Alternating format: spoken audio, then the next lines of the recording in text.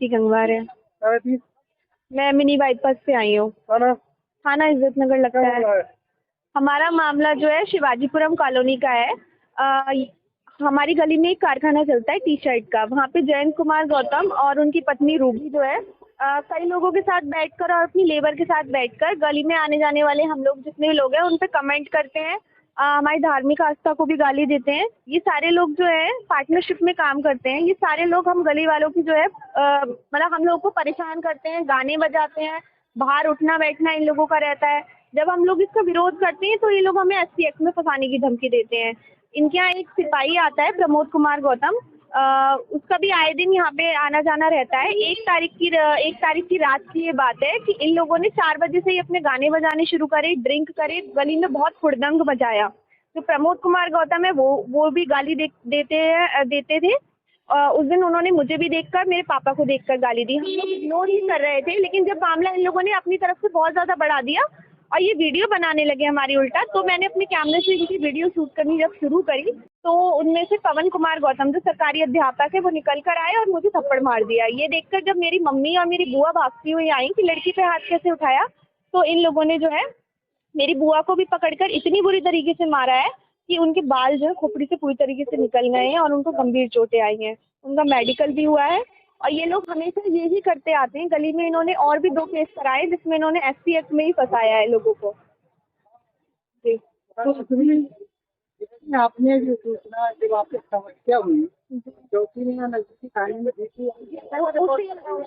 उसी रात को हमारी गली की सारी औरतें मिलकर जो है चौकी और थाने दोनों जगह पहुंची थी और हमारी जो है एफआईआर जो है दर्ज हो चुकी है थाना इज्जत नगर में, जिसमें जांच चल रही है। लेकिन ये लोग अभी भी गली में आते हैं। 16 तारीख को आए थे और जिन लोगों ने हमारी सहयोग कराया पूरी गली में, घर घर जाकर ये धमका कर आते हैं, उल्टी सीधी बातें कर आ रहे हैं अभी भी। इसलिए आज मैं एसपी साहब के सामने पेश हुई। उन्होंने ये आश्वासन दिया है कि वो एक मौके का मुआयना करेंगे। और मेरी मांग बस इतनी है कि ये जो सरकारी अध्यापक है, अध्यापक होकर ये ऐसे गलत काम कर रहे हैं कि लड़की पे वे हाथ उठा रहे हैं और उल्टा तहरीर देते घूम रहे हैं कि मैं इनके घर में घुस गई। और ऐसा बिल्कुल भी कुछ नहीं है। पूरी गली के आज मैं साइन करा के लाई थी यही दिखाने के लिए कि जो मैं बोल रही हूँ सिर्फ वही सच है। जो काम करते हैं वो वहीं के रहने वाले, बाहर के? उनका भी घर बराबर में ही है, बराबर में घर है और उसके बराबर में ये कारखाना चलाते हैं। इनके कारखाने में आए दिन जाने कहाँ से लोग और लड़के आते हैं और कमेंट करते हैं, हमें छेड़खानी करते हैं, जिससे पूरे गली वाले परेशान हैं। आपके पापा क्या करते हैं? मेरे पापा जो है एडवोकेट है। तो आपके साथ ही? मैं ये चाहती हूँ कि इन लोगों के खिलाफ कार्रवाई की जाए और जो सरकारी अध्यापक हैं और जो पुलिस वाले हैं इनको अपनी नौकरी से बर्खास्त किया जाए। इन लोग के साथ तो वही है ना। ये मामला बरेली के शिवाजीपुरम का है, जहां रिहायशी इलाके में चल रहे अवैध कारखानों और दबंगों की गुंडागर्दी ने स्थानीय निवासियों, खासकर महिलाओं और बच्चों का जीना मुश्किल कर दिया है। आदाब, मैं हसरुद्दीन, आप देख रहे हैं जलाल न्यूज 901 टीवी चैनल के द्वारा साक्षात्कार करा रहे इस खबर के साथ। जैसा कि आपने स्क्रीन पर सुना भी होगा, उसी से रिलेटिव जो जानकारी है उसे हम अवगत कराने का प्रयास करते हैं। वो इस तरह से है, जब जुल्म की हद बढ़ जाती है तब आवाज उठाना लाजमी है। खामोश रहे तो समझो कि खुद की बर्बादी का सामान लाजमी है। उत्तर प्रदेश के बरेली जिले के इज्जतनगर थाना क्षेत्र से एक बेहद गंभीर मामला सामने आया है। यहाँ के शिवाजीपुरम इलाके के निजी निवासी आज के खौफ के साए में जीने को मजबूर हैं। वजह है आवासीय क्षेत्र में अवैध रूप से चल रहे कारखाने और वहां के संचालकों की दबंगई। स्थानीय निवासियों का आरोप है कि रिहायशी इलाके में नियम कायदों को ताक पर रखकर कारखाने चलाए जा रहे हैं।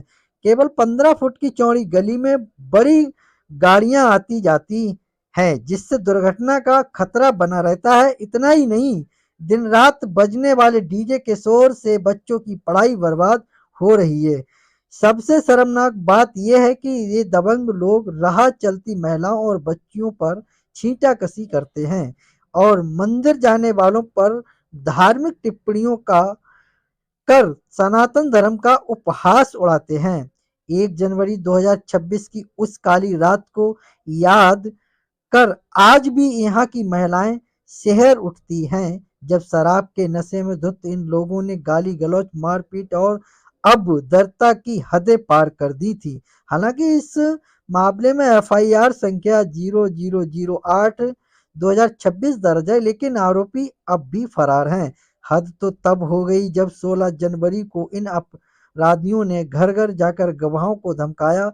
13 स्थानीय निवासियों ने, जिनमें नीरू अग्रवाल, शिवानी और हेमलता बिष्ट जैसी कई साहसी महिलाएं शामिल हैं, सामूहिक रूप से हस्ताक्षर कर एसएसपी बरेली से अपनी सुरक्षा और इन अवैध गतिविधियों को बंद कराने की गुहार लगाई है। अंधेरे को कोसने से बेहतर है एक दिया जलाया जाए। इंसाफ की इस जंग में अब सबको साथ लाया जाए। आज सवाल बरेली प्रशासन से है, क्या इन अपराधियों के पास कानून का कोई डर नहीं है? क्या शिवाजीपुरम की बेटियां अपने ही घर के बाहर सुरक्षित नहीं रहेंगी? उम्मीद करते हैं आप सभी लोग खबर से सहमत होंगे। खबर उपयोगी व अच्छी लगी हो तो एक आगाज जरूर कीजिएगा। चैनल को लाइक, शेयर, सब्सक्राइब, घंटी वाला बटन ऑल करना ना भूलें, जिससे हर नोटिफिकेशन आप तक पहुंचता रहे। हमारे लिए एक सहानुभूति, हौसला अफजाई, मोटिवेशन मिलता है। उसी मोटिवेशन के साथ हर रोज तरोताजा खबरों को लेकर आपके बीच उपस्थित होते हैं। मेरा खबर दिखाने का, बताने का, समझाने का मकसद रहा लोगों के लिए जागरूक करना, ना कि किसी की भावना के लिए ठेस पहुंचाना।